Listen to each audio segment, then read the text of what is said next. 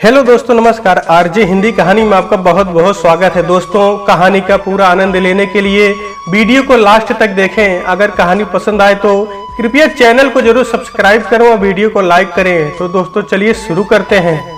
बचपन से ही माता पिता के स्नेह से वंचित कनिका जब ससुराल गई तो वहां भी मयंक के प्यार के सिवा सास ससुर दोनों को ही बाहर की जिंदगी जीते देख उसे बड़ी ठेस पहुंची। लेकिन उसकी तकलीफ के बीच जब सासू माँ ने जिस तरह उसका ख्याल रखा उसकी वह कल्पना भी नहीं कर सकती थी। कनिका को आज बिस्तर पकड़े 8 दिन हो गए थे। मयंक के मित्र संतोष के विवाह से लौटकर कार में बैठते समय अचानक पैर मुड़ जाने के कारण वह गिर गई थी। पैर में तो मामूली मोच आई थी, किंतु अचानक पेट में दर्द शुरू होने के कारण उसकी कोख में पल रहे बच्चे की सुरक्षा के लिए उसके पारिवारिक डॉक्टर ने उसे 15 दिन बेड रेस्ट की सलाह दी थी। अपनी सास को इन 8 दिनों में हर पल अपनी सेवा करते देख उसके मन में उनके प्रति जो गलत धारणा बनी थी एक एक कर टूटती जा रही थी। उसे समझ में नहीं आ रहा था कि मनोविज्ञान की छात्रा होने के बाद भी वह अपनी सास को समझने में चूक कैसे गई। उसे 2 वर्ष पहले का वह दिन याद आया जब मम्मी जी अपने पति पंकज और पुत्र मयंक के साथ उसे देखने आई थी। सुगठित शरीर के साथ सलीके से बांधी गई कीमती साड़ी, बॉब कट घुंघराले बाल, हीरो का नेकलेस, लिपस्टिक तथा तरासे नाखूनों में लगी मैचिंग नेल पॉलिश में वे बेहद सुंदर लग रही थी। सच कहे तो वे मयंक की मां कम, बड़ी बहन ज्यादा नजर आ रही थी तथा मन में बैठी सास की छवि में वो कहीं फिट नहीं हो पा रही थी। उस समय उसने तो क्या, उसके माता पिता ने भी सोचा था कि इस दबंग व्यक्तित्व में कहीं उनकी मासूम बेटी का व्यक्तित्व ही ना खो जाए। वह उनके घर में खुद को समाहित भी कर पाएगी या नहीं, मन में संशय छा गया था। लेकिन मयंक की नशीली आंखों में छाए प्यार एवं अपनत्व को देखकर उसका मन सब कुछ सहने को तैयार हो गया था। यद्यप कनिका के माता पिता उच्चाधिकारी थे, किंतु माँ को सादगी पसंद थी। उसने उन्हें कभी भी गहनों से लदा फदा नहीं देखा था। वे साड़ी पहनती तो क्या सिर्फ लपेट लेती थी। लिपस्टिक और नेल पॉलिश तो उन्होंने कभी लगाई ही नहीं थी। उनके अनुसार उनमें पड़े रसायन त्वचा को नुकसान पहुंचाते हैं। वैसे भी उन्हें अपने काम से फुर्सत नहीं मिलती थी। पापा को अच्छी तरह से रहने, खाने पीने और घूमने का शौक था। उनकी पैंट शर्ट में तो दूर रुमाल में भी कोई दाग धब्बा रहने पर वे आसमान सिर पर उठा लेते थे। खाने पीने तथा घूमने का शौक भी माँ की नौकरी करने के कारण पूरा नहीं हो पाया था, क्योंकि जब माँ को छुट्टी मिलती थी तब पापा को नहीं मिल पाती थी, और जब पापा को छुट्टी मिलती तब माँ का कोई अति आवश्यक काम आ जाता था। उनके घर रिश्तेदारों का आना भी बंद हो गया था, क्योंकि उन्हें लगता था कि यहाँ आने पर मेजबान की परेशानियां बढ़ जाती है तथा उन्हें व्यर्थ की छुट्टी लेनी पड़ती है। अतः वे भी कह देते थे, जब आप लोगों का मिलने का मन हो तब आकर मिल जाइए। माँ का अपने प्रति ढीलापन देखकर पापा टोकते तो वे बड़ी सरलता से उत्तर देती, व्यक्ति कपड़ों से नहीं अपने गुणों से पहचाना जाता है, और ये भी एक सत्य है कि आज मैं जो कुछ हूँ अपने गुणों के कारण हूँ। माँ एक प्राइवेट संस्थान में पर्सनल मैनेजर थी। कभी कभी ऑफिस के काम से उन्हें टूर पर भी जाना पड़ता था। घर के सारे काम नौकर करते थे, यहाँ तक कि खाना भी वही बनाते थे, और जो भी बना देता सब वही खा लेते थे। माता पिता का प्यार क्या होता है उसे पता ही नहीं था। जब वह छोटी थी तब बीमार होने पर उसने दोनों में इस बात पर झगड़ा होते भी देखा था कि उसकी देखभाल के लिए कौन छुट्टी लेगा। तब वो खुद को अत्यंत ही उपेक्षित महसूस किया करती थी। उसे लगता था कि उसकी किसी को जरूरत ही नहीं है। माँ अत्यंत ही महत्वाकांक्षा थी। यही कारण था कि दादी के बार बार यह कहने पर कि वंश चलाने के लिए बेटा होना ही चाहिए, उन्होंने ध्यान ही नहीं दिया था। उनका कहना था कि आज के युग में लड़का और लड़की में कोई अंतर नहीं रह गया है, बस परवरिश अच्छी तरह से होनी चाहिए। लेकिन वे अच्छी तरह परवरिश भी कहाँ कर पाई थी।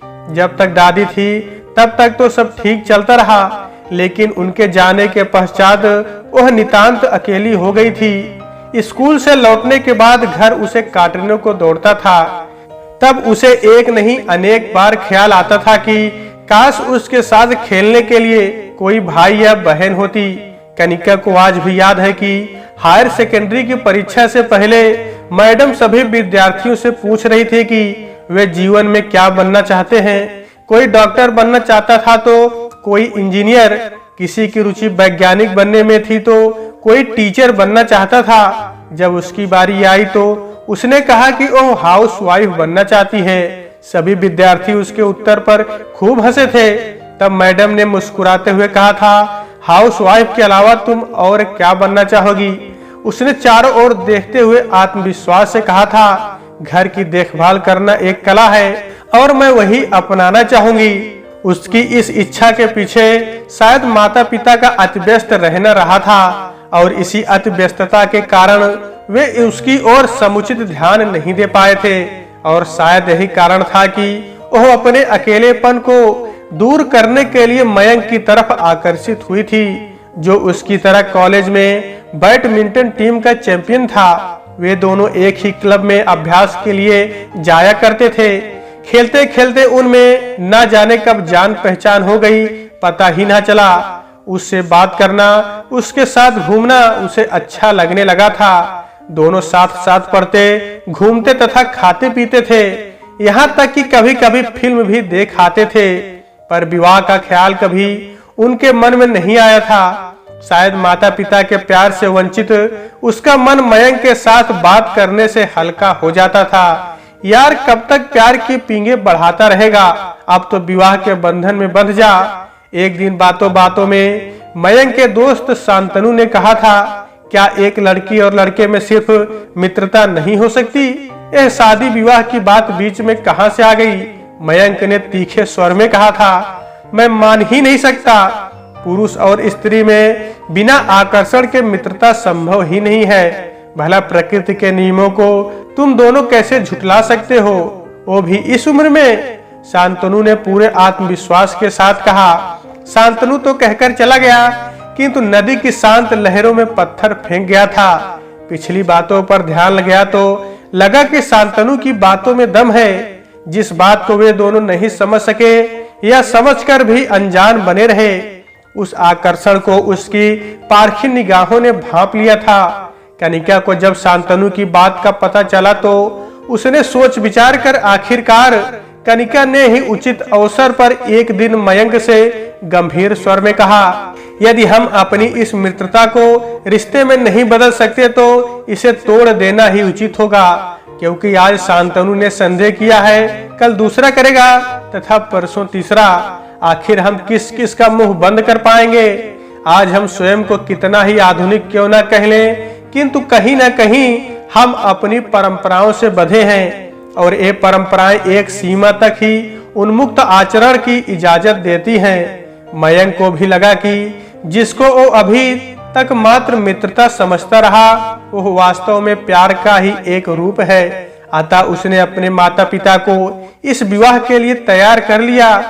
मयंक के पिताजी बहुत बड़े व्यवसायी थे।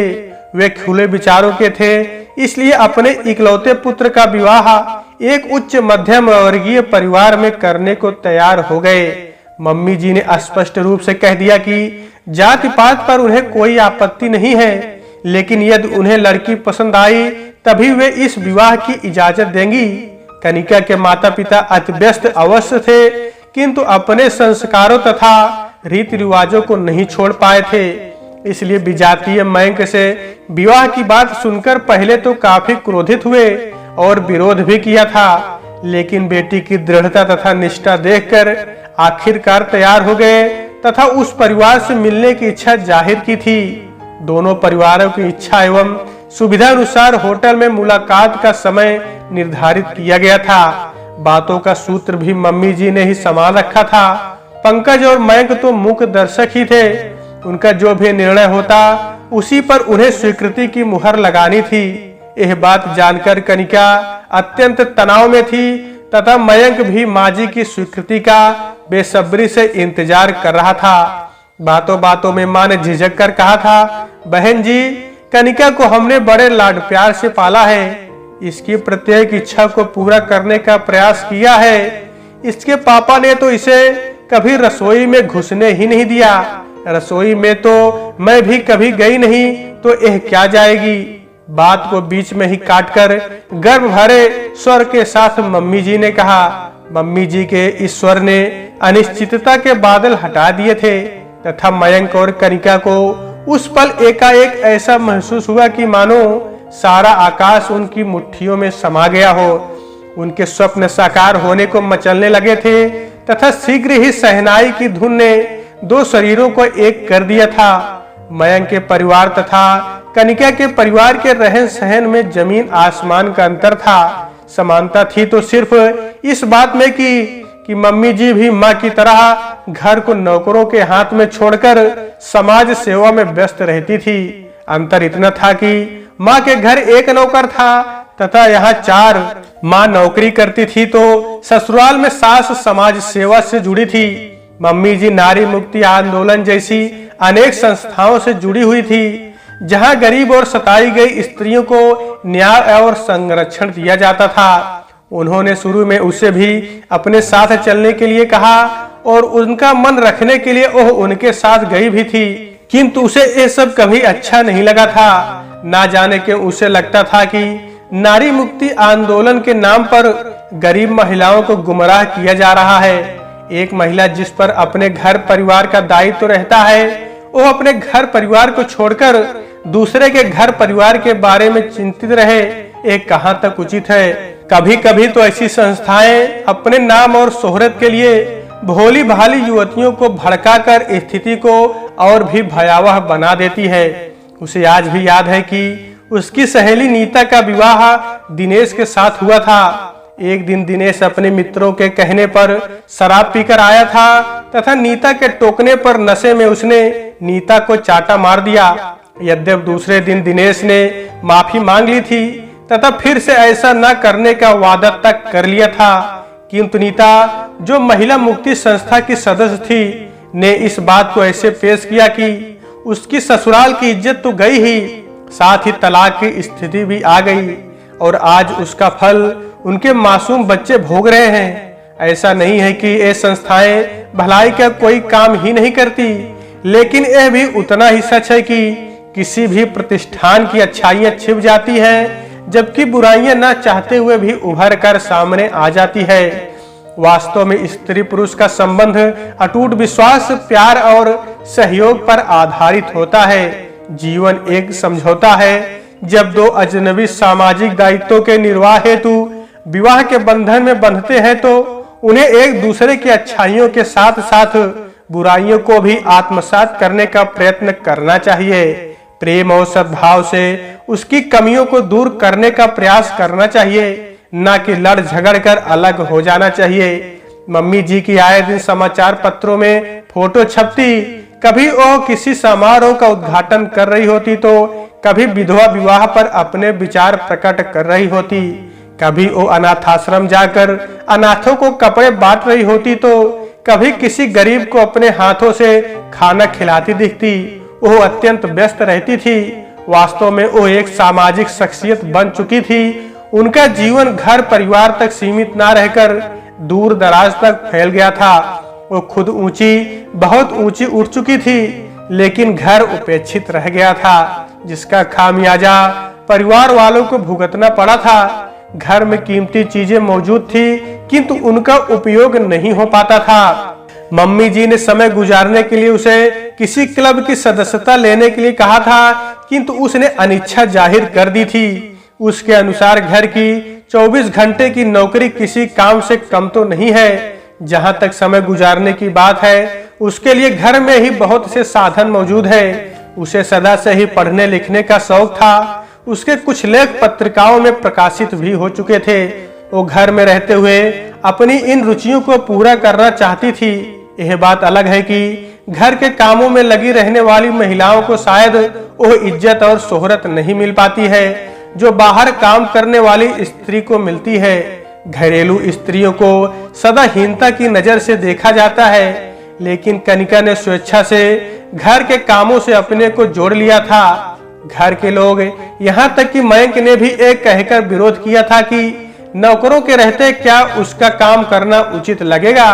तब उसने कहा था कि अपने घर का काम अपने हाथ से करने में क्या बुराई है, क्या कोई निम्न स्तर का काम तो कर नहीं रही है। वह तो घर के लोगों को अपने हाथ का बना खाना खिलाना चाहती है, घर की सजावट में अपनी इच्छानुसार बदलाव लाना चाहती है और इसमें भी वह नौकरों की सहायता लेगी, उन्हें गाइड करेगी। उसकी बात सुनकर मम्मी जी ने मुंह बिचका दिया था, लेकिन जो घर नौकरों के द्वारा चलने से बेजान हो गया था, कनिका के हाथ लगाने मात्र से ही सजीव हो उठा था। इस बात को पापा जी और मयंक के साथ मम्मी जी ने भी महसूस किया था। मयंक जो पहले रात में 10 बजे से पहले घर में कदम नहीं रखता था, वही अब ठीक 5 बजे घर आने लगा। यही हाल उसके पापा जी का भी था। एक बार भावुक होकर पापा ने भी कहा था, बेटा तुमने इस धर्मशाला बन चुके घर को पुनः घर बना दिया।